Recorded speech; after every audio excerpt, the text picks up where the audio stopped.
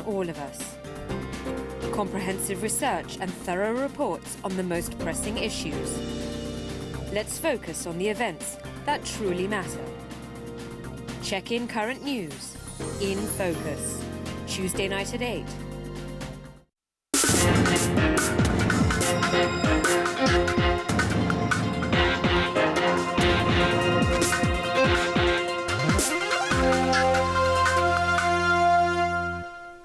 Hello and welcome to the Financial Report. Hong Kong stocks ended higher today, lifted by Chinese financial and energy shares. The Hang Seng Index gained 141 points to close at 22,005. Turnover stood at $47 million.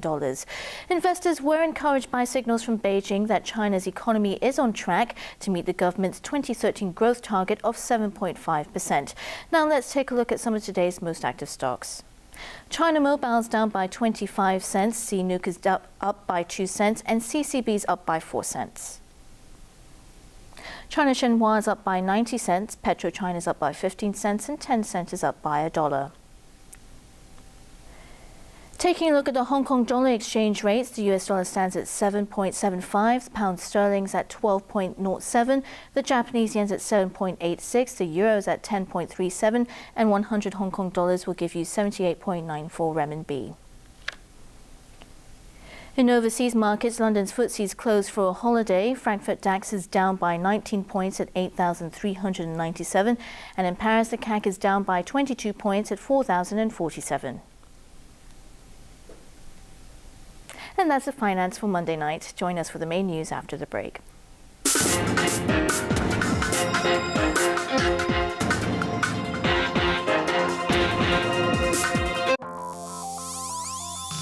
Coming up, main news and weather report.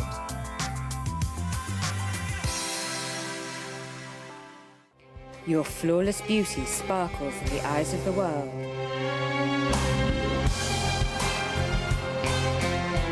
What are you waiting for? Apply for the ATV Miss Asia Pageant 2013. The next legend could be you, Miss Asia, sparkling 25. China and India. Two fast-growing giants catch the world's eyes. Indians in China, Chinese in India. Many have achieved success in all walks of life, crossing geographic and cultural barriers.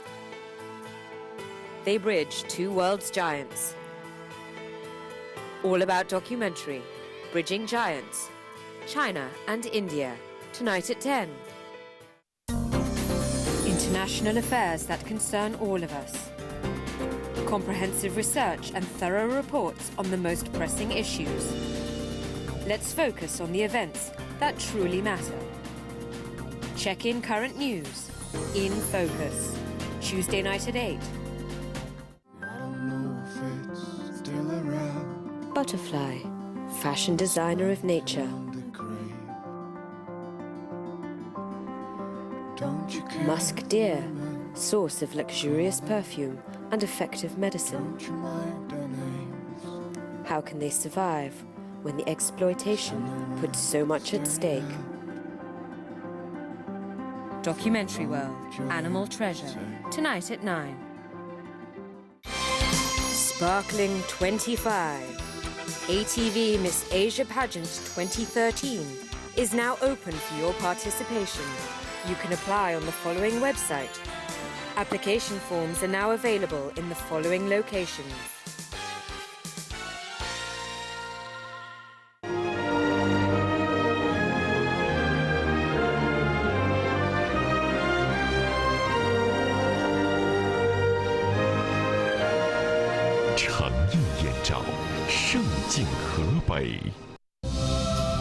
山美，水美，人更美。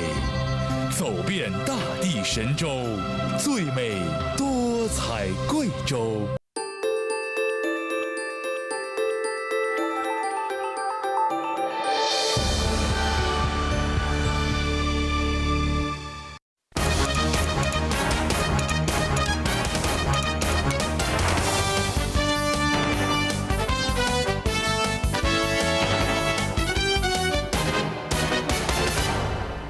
Good evening, you're watching the main news on ATV. I'm Belinda Lloyd. And I'm Brittyn Clennett. Here are tonight's headlines. Borshilai's corruption trial ends after 5 days with prosecution demanding severe sentence. 200 workers at Express Rail site down tools over new rules which they say are unfair. UN inspectors begin search for evidence in alleged chemical attack that killed hundreds in Syria. Prosecutors have demanded a heavy sentence for disgraced former Chongqing party chief Borshilai, whose corruption trial ended today after 5 days. They said their evidence is strong enough to convict him on charges of bribery, embezzlement and abuse of power. But Bo, who surprised the court by mounting a robust defence, branded the case against him as extremely one-sided and arbitrary, and revealed that his former right-hand man was in love with his wife, Gu Kailai. After 5 days of hearings filled with sensational testimony, the trial of ousted Chongqing party chief Borshilai ended today. The purged politician, who stands accused of embezzlement, bribery and abuse of power, embarrassed prosecutors at the court in Jinan by upstaging them in what was supposed to be a well-scripted 2-day trial. Bo's combative challenge against the prosecution and witnesses who testified against him forced the trial to run longer than anticipated. As the hearing neared its end, prosecutors presented their closing arguments to support allegations that Bo had taken over 21 million won in bribes, embezzled another 5 million won from a government building project and abused his power. They demanded a severe sentence, saying Bo had refused to admit guilt for extremely grave crimes. Prosecutors insisted the facts are clear and the evidence against Bo is sufficient to show that he is guilty as charged. They criticized him for not only denying evidence but also recanting his own handwritten testimony and statement and making excuses in an attempt to confuse and mislead the judges. The prosecution also argued that Bo had failed to explain why he changed his testimony in court and told him that the facts are objective and cannot be changed according to his subjective whim. But Bo hit back, denouncing the prosecution's case. He argued that the evidence relied on by the prosecutors did not prove his guilt, and he criticized them for depending on testimony from his wife Gu Kailai and his former right-hand man Wang Lijun, one of the key witnesses against him. Bo tried to discredit Wang in his closing arguments, accusing the former Chongqing police chief of being in love with Gu Kailai, saying they were as close as glue and paint. The former Communist Party high flyer also contended that the real reason Wang had tried to seek political asylum at a U.S. consulate was because Bo had discovered the affair. Bo labelled the charges against him as extremely one-sided, arbitrary and subjective, and claimed his written testimony was made against his will because he still held out hope that he could remain a Communist Party member and stay in politics. The former party princeling admitted making mistakes in his career, but insisted that he didn't commit any crimes. With Bo's trial wrapped up, all that's missing now is a verdict. A spokesman for Jinan's Intermediate People's Court, Liu Yanjie, told a press conference this afternoon that a verdict will be delivered at a chosen date without giving further details. Bo's wife waited almost 2 weeks to learn of the verdict in her trial in August. She was given a suspended death sentence last year for the murder of British businessman Neil Haywood in November 2011. That murder triggered Bo's downfall when Wang Lijun tried to seek asylum at the U.S. consulate in Chengdu after confronting his boss with evidence that Gu had killed Haywood for allegedly threatening her son Bo Guagua. Wang waited only 6 days to learn his fate after his trial last September and was sentenced to 15 years behind bars for defection, abuse of power and bribery. The Poverty Commission says people living in industrial buildings will be able to apply for a subsidy from the Community Care Fund. But Acting Chief Executive Carrie Lam said the government will continue its crackdown on owners of commercial buildings who rent out units as homes. ATV's Arthur Urquiola reports. About 20 people from the Society of Community Organization protested outside government headquarters this afternoon ahead of a Poverty Commission meeting. The Commission had agreed to offer a one-off cash handout to those living in poor housing conditions. But those living in industrial buildings would be denied the subsidies because it's illegal to live in industrial buildings. The exemption angered SOCO and other grassroots organizations. And today the Commission said those renting flats in commercial blocks will also be able to apply for subsidies from the Community Care Fund. We have already clarified the legal situation, and so there is no question whatsoever that we are turning a blind eye to the situation of subdivided units in industrial buildings.